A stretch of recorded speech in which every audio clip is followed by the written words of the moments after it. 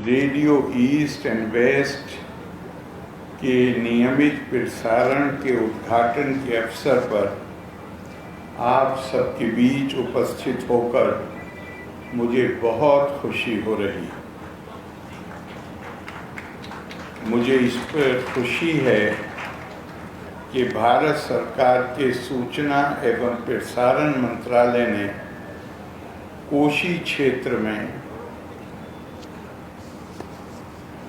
Radio केंद्र स्थापित कर 24 घंटे के प्रसारण के लिए स्वीकृति प्रदान की है।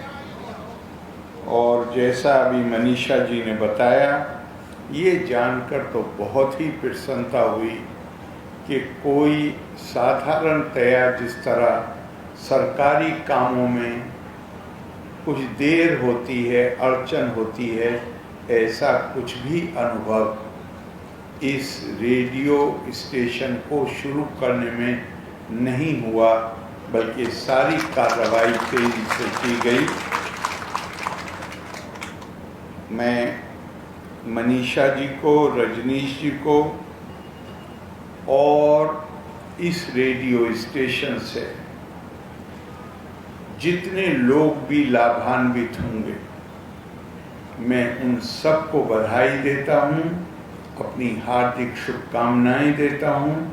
यहाँ जैसा मुझे यहाँ पर कहने की आवश्यकता नहीं है, लेकिन हर साल एक बाढ़ के रूप में एक विपदा आती है जिससे बहुत लोग प्रभावित होते हैं, या और कोई ऐसा मौका हो कि जब कोई ऐसी घोषणा की ज़रूरत हो जिसे हम तुरंत लोगों तक पहुंचा सकें। मुझे पूरा विश्वास है कि ये रेडियो स्टेशन उन कामों को सफलता से करेगा। ये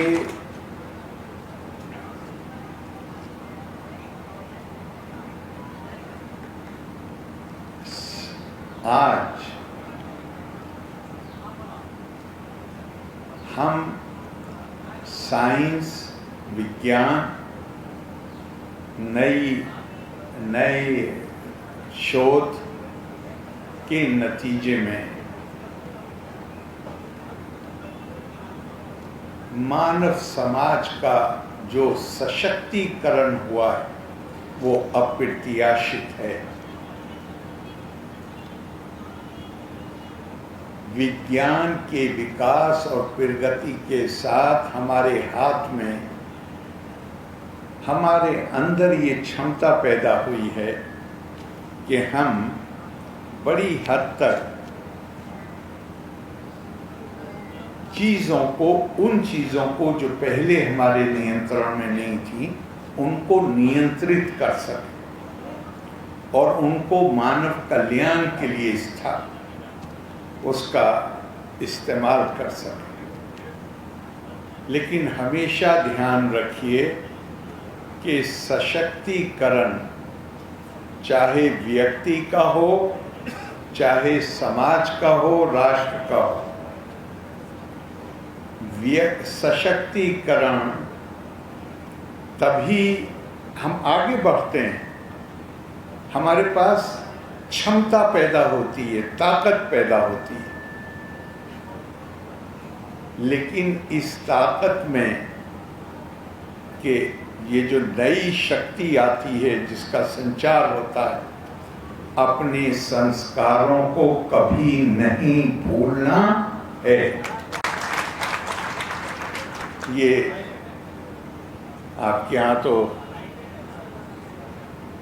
आम के पेड़ तो मैंने बहुत देखे, दूसरे भी फलों के पौधे होंगे, पेड़ होंगे।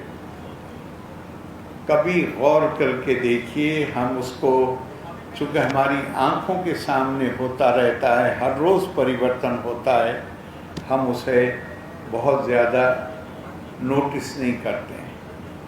लेकिन आम के पेड़ पे ज्यों-ज्यों आम बड़े होते चले जाते हैं, त्यों डालियाँ झुकती चली जाती हैं।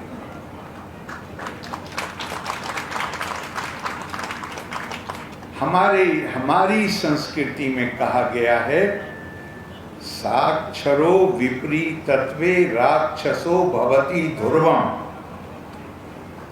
साक्षर व्यक्ति अगर उसके अंदर संस्कार का मतलब क्या है? सभ्यता के आदर्श और मूल्य। और सभ्यता को कैसे परिभाषित किया है? जिस जंगल में मत्स्य न्याय होता है, जिसके पास शक्ति है जानवर के पास, वो कमजोर जानवरों को खा जाता है। नदी में बड़ी मछली छोटी मछली को खा जाती है। सभ्यता का मतलब है हमारी एक बहुत